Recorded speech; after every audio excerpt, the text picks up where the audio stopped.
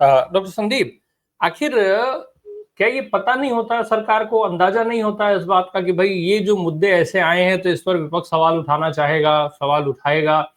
उसके पहले सभी दलों को एक साथ एक मंच पे एक मीटिंग बुला करके क्या ये गतिरोध खत्म करने की जिम्मेदारी ओम बिरला साहब की नहीं बनती है, संसदीय कार्य मंत्री की नहीं बनती है? देखिए, उन दोनों की जिम्मेदारी गतिरोध खत्म करने की नहीं, गतिरोध पैदा करने की है। इसलिए आप उनसे कोई आशा मत करिए। वो अपना काम पूरी ईमानदारी से कर रहे हैं। जिस काम के लिए उनको वहां पे चुना गया है, वो अपना काम कर रहे हैं। और अगर वो गतिरोध खत्म कर देंगे तो फिर सच सामने आ जाएगा। आज आपने देखा होगा, वीडियो वायरल है। कल इसी समय कुणाल कामरा ने अपने वीडियो अपलोड किया था। उस पर इतना बवाल मचा है और उन्होंने धज्जियां उड़ा दी हैं सरकार की। उसमें उसने कुछ भी गलत नहीं किया है। भारत को लोकतंत्र की माँ कहा जाता है, मदर ऑफ डेमोक्रेसी। उसमें हालत ये है कि उसने एक व्यंग किया। किस पे किया? जो पिछले महाराष्ट्र के सीएम थे शिंदे पर। और सब पे व्यंग है। देश के प्रधान सेवक पर भी है, उत्तर प्रदेश के प्रधान सेवक पर है, सब पे है। और उन्होंने जो बातें कही हैं उसका कोई जवाब नहीं है। तो जब जवाब नहीं होता है तो लोग ये उखाड़ के फेंकने लगते हैं, लाइटें तोड़ने लगते हैं, कुर्सियां पटकने लगते हैं। कुणाल कामरा के साथ जो हुआ है वो भारत के लोकतंत्र का हनन है। और भारत कैसे अपने आप को लोकतंत्र की माँ कहता है। तो ओम बिरला को कोई लेना देना नहीं है। टी शर्ट पे आ जाएंगे, वो आप के व्यक्तिगत चरित्र पर आ जाएंगे, व्यक्तिगत बातें करने लगेंगे। आप टी शर्ट पहन के आए, जो जिसको कंफर्टेबल लगेगा अब वो पहन के आएगा। उससे आपको प्रॉब्लम क्या है भाई? पार्लियामेंट में हर आदमी की अपने पहनने और खाने की और अपने ढंग से रहने की आजादी होनी चाहिए ना। ये लोकतंत्र है या आप क्लासरूम चला रहे हो? नेता विपक्ष को आप नसीहत दोगे? आप दिमाग गड़बड़ हो गया आपका। माने उनको अब वो समझ चुके हैं कि सरकार तो हर फ्रंट पे गिर चुकी है। चाहे वो अडानी का मुद्दा हो, चाहे ये चुनाव में धांधलियों का मुद्दा हो, चाहे वो तमाम तरह के मुद्दे हों। जैसे बिहार में जिस तरह से हत्याएं हो रही हैं, महाराष्ट्र में जो चल रहा है, बिहार में रोज एक हत्या हो रही है, हाई प्रोफाइल। कोई लॉ एंड ऑर्डर पे नियंत्रण नहीं है। और उत्तर प्रदेश में आप देख ही रहे हैं, कभी चेन छीनी जा रही है, कभी महिला का बलात्कार होता है और मार दिया जाता है उसको। मैंने आज एक लिस्ट जारी की है। एक सूची बनाने वाला मैंने एक रिसर्च इंस्टीट्यूट है, वो सूचियां बनाता है और बताता है कि भारत में तमाम तरह के। उसने एक रिसर्च किया है कि जो भारत में बच्चे किन किन राज्यों में सबसे ज्यादा अंडरवेट हैं। उसमें भाजपा द्वारा शासित राज्य 10 राज्यों की सूची में 7 हैं। और सबसे नंबर 1 पे जो है वो मध्य प्रदेश है। तो हालत ये है कि जिस राज्य में 25% बच्चे अंडरवेट होंगे, वो क्या राज्य का वेट बढ़ाएंगे? वो राज्य को सांस्कृतिक रूप से, सामाजिक रूप से, आर्थिक रूप से उसका वेट कैसे बढ़ाएंगे? वो बच्चे स्ट्रगल कर रहे हैं, वो तो इनफैक्ट एक वेट बन जाएंगे राज्य पर। कारण ये है कि जो बच्चा मानसिक रूप से स्वस्थ नहीं होगा, शारीरिक रूप से, वो आजीवन बीमार रहेगा। और जब बीमार रहेगा तो वो राज्य पर एक राज्य के लिए एक माने असेट नहीं होगा, वो एक लाइबिलिटी होगा, बोझ होगा। और हमको अपनी नई पीढ़ियों को देखना है। तो मेरा कहने का मतलब है कि अब देखिए यशवंत वर्मा के यहाँ होली के दिन आग लगी।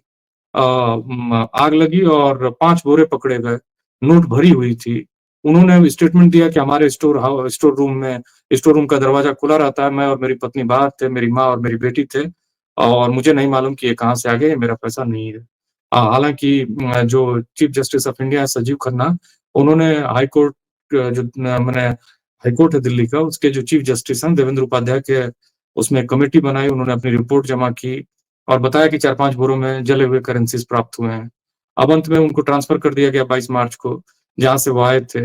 लेकिन अभी फिर चीफ जस्टिस ने उनके खिलाफ 3 लोगों की एक जांच कमेटी बनाई है। तो अब मामला ये है कि इस बात को समझना है कि अभी शायद 2019 में एक शुक्ला जी थे जो इलाहाबाद हाई कोर्ट के जस्टिस थे, उनके खिलाफ 2.5 करोड़ रुपए के मामले में सीबीआई को सहमति दी थी चीफ जस्टिस ने, और उनके खिलाफ आरोप लागू हुए थे और उनके खिलाफ कार्रवाई शुरू हुई थी।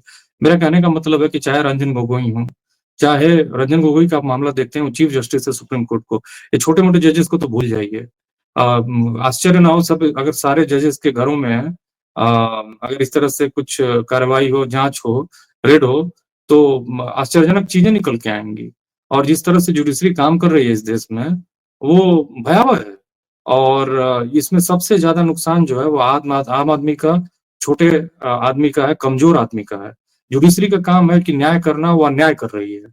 अब बताइए, 15 करोड़ रुपए बताए जा रहे हैं, ऐसा देवेंद्र उपाध्याय कमेटी ने कहा है।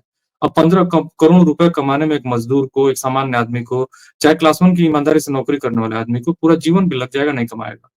तो ये लोग क्या कर रहे हैं? इस देश में असमानता, दुर्व्यवस्था ही तो पैदा कर रहे हैं। और वहां मंच पर बैठ के तमाम प्रिविलेज और ज्ञान झाड़ना, और घर में दोहरा चरित्र जी रहे हैं, एक दोगला चरित्र जी रहे हैं। तो ऐसी स्थिति में मुझे लगता है कि भारत की जनता को समझना चाहिए कि सब कुछ मतलब जनता के हाथ से निकल चुका है। और यहाँ एक ऐसा जिसे ओलिगार्की कहते हैं ना, ये एक तरह की ओलिगार्की में बदल गया है। कुछ एलीट लोग हैं उन्हीं का शासन है इस देश पर, उन्हीं का काम हो रहा है, और गरीब मारा जा रहा है। अगर गरीबों को बचना होगा तो उनको अपने लोगों को एडुकेट करना होगा, ऑर्गेनाइज करना होगा, और अपने अधिकारों के लिए एजिटेट करना होगा। अगर वो इससे चूकते हैं तो ऐसे ही यशवंत वर्मा पैदा होंगे, उनका माल उड़ा ले जाएंगे, उनको न्याय भी नहीं मिलेगा और उनका शोषण होता रहेगा। ये जो है भारत की जो अभी स्टेट ऑफ अफेयर्स है, उसमें बहुत ही माने निंदनीय है। और रही बात ओम बिरला की, तो उनको भी सोचना चाहिए कि लोकसभा के स्पीकर का पद जो है वो किसी पार्टी का पद नहीं होता है, वो किसी पार्टी का व्यक्ति नहीं होता है।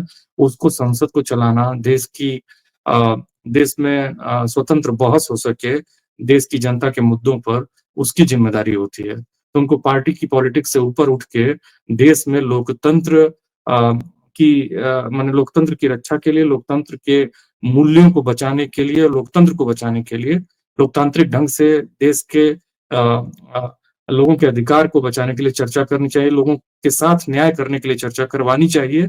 और मतलब संसद को एक बेहतरीन जगह बनाना चाहिए जहाँ सबके साथ न्याय हो, और कम से कम एक ऐसा स्पेस हो जहाँ एक दूसरे पर आरोप प्रत्यारोप ना हो भी तो एक सीमा में हो, उसकी गरिमा को मेंटेन करें।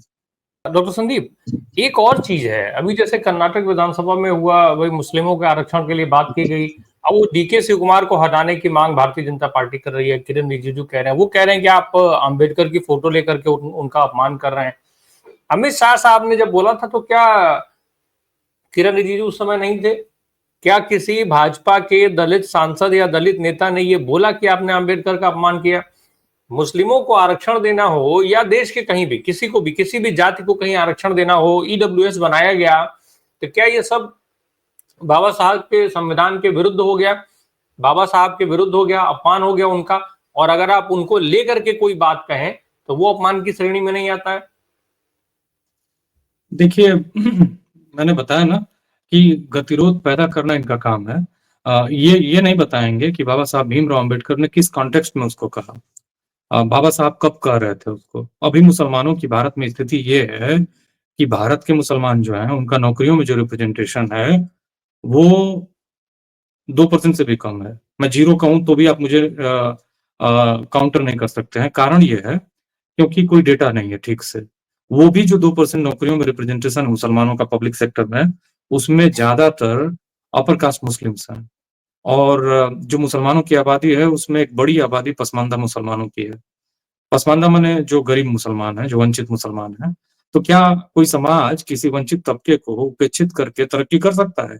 ये सबसे बेसिक सवाल है जिस पर किरण रिजिजू को 10 मिनट अपने कमरे में बैठ के सोचना चाहिए।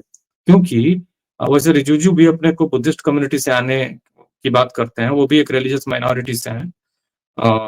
और चाहे क्रिश्चियन हो, चाहे पारसी हो, चाहे बुद्धिस्ट हो, भारत तो एक लोकतंत्र है, और लोकतंत्र में अपनी जनता के साथ न्याय करना सरकार का काम है। तो इस स्थिति में अगर मुसलमानों को रिजर्वेशन को प्रपोज किया जा रहा है तो इसमें कुछ भी गलत नहीं है।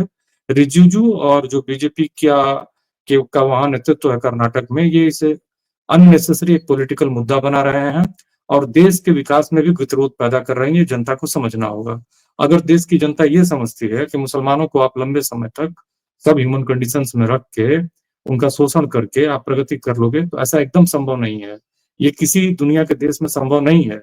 जब तक आप अपने लोगों को, अगर आप एक आबादी को धर्म के नाम पर अलग थलग करते हो और उनका शोषण करते हो, तो आप में टेंडेंसी ये भी डेवलप होगी कि आप अपने लोगों के भीतर भी जो हिंदुओं में भी जो नीची जातियां हैं, उपेक्षित लोग हैं, वंचित लोग हैं, उनके साथ भी शोषण करोगे।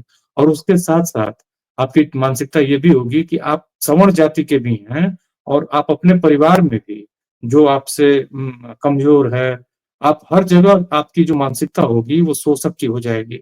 और जब शोषक की आपकी मानसिकता होगी तो आप आदमी की तरफ सोच नहीं सकते हैं। यही दिक्कत किरण रिजिजू के साथ है। और जो उनके पार्टी के लोग हैं, एक्चुअली उनको याद रखना चाहिए कि बाबा साहब भीमराव अंबेडकर कुछ भी होने से पहले एक मानव थे और मानवतावादी थे। उन्होंने अपने दर्शन में सवर्ण महिलाओं के लिए भी रिजर्वेशन की बात की थी, उनके साथ भी न्याय की बात की थी। क्योंकि भारत की जो वर्ण व्यवस्था है, उन सवर्ण जाति की महिलाओं को भी शूद्र मानती है। वो पूरी महिलाएं वो शूद्र मानी जाती हैं। तो इस स्थिति में बाबा साहब हमेशा जो वंचित था, मानवतावादी चिंतकों का यही काम होता है कि वो मानवों के उत्थान पर जोर दें। याद रखिएगा, किरण रिजिजू को मालूम हो चाहे ना मालूम हो, जो दूसरी शादी हुई थी सविता अम्बेडकर के साथ, वो उनकी पत्नी बाबा साहब भीमराव अम्बेडकर की, वो सवर्ण जाति से थी, ब्राह्मण जाति से थी, डॉक्टर थी। तो ये याद रखने की जरूरत है कि बाबा साहब भीमराव अम्बेडकर ने अच्छा, वो इस्लाम जब वो हिंदू धर्म छोड़ने की सोच रहे थे तो उन्होंने इस्लाम को भी जानने की कोशिश की, वो उसमें भी कन्वर्जन के बारे में सोच रहे थे। बुद्धिज्म, उन्होंने सभी धर्मों के बारे में विशेष करके बहुत ही गहराई से पढ़ा, चिंतन किया। पूरा जीवन उन्होंने अपना खपा दिया, 66 साल की उम्र में गुजरे इसलिए क्योंकि वो पूरी नींद नहीं लेते थे। अपना एक लंबा समय वो शोध में देते थे। कोलंबिया यूनिवर्सिटी हो या फिर दिल्ली, क्षमा करिएगा, लंदन स्कूल ऑफ इकोनॉमिक्स हो, ऐसी ऐसी संस्थाओं में उन्होंने पढ़ाई की, ऐसा ऐसा काम किया है, ऐसी ऐसी किताबें लिखी जो अपने समय से 200-300 साल पहले थी। अभी तक भारत एनालिसिस ऑफ कास्ट पर विमर्श डेवलप नहीं कर पाया है, और उन्होंने उस पर एक किताब लिखी जो कि उन्होंने भाषण देने के लिए लिखी थी, जात पात तोड़क मंडल लाहौर का था उसके लिए। लेकिन सोचिए कि वो अपने समय से कितना आगे थे। तो किरण रिजिजू का ये काम है कि कैसे वो मिसकोट करें किसी व्यक्ति को, फिर अवरोध पैदा करें, और जो अच्छा काम हो रहा है उसको ना होने दो। तो बीजेपी की पॉलिटिक्स रही है कि वो बेसिकली जो कुछ भी ठीक ठाक हो रहा है, बेहतर हो रहा है, जिससे भारत बदल सकता है। मैं बता रहा हूं कि जब हर व्यक्ति के साथ न्याय इंश्योर होगा, तब जाके भारत एक वास्तव में एक लोकतंत्र, गणतंत्र बनेगा और कहलाने लायक होगा, और ठीक से कहा जा सकेगा, और जनता में भी उत्साह होगा। अभी तो जनता हर तरह की निराशा में डूबी हुई है, और भारत जो है कुछ लोगों को छोड़ के, मुट्ठी भर लोगों को, ओलिगार्की को छोड़ के, ओलिगार्क्स को छोड़ के, माने जो कुलीन तंत्र है उसको छोड़ के, माने भयावह एक निराशा में डूबा हुआ है, हताशा में डूबा हुआ है।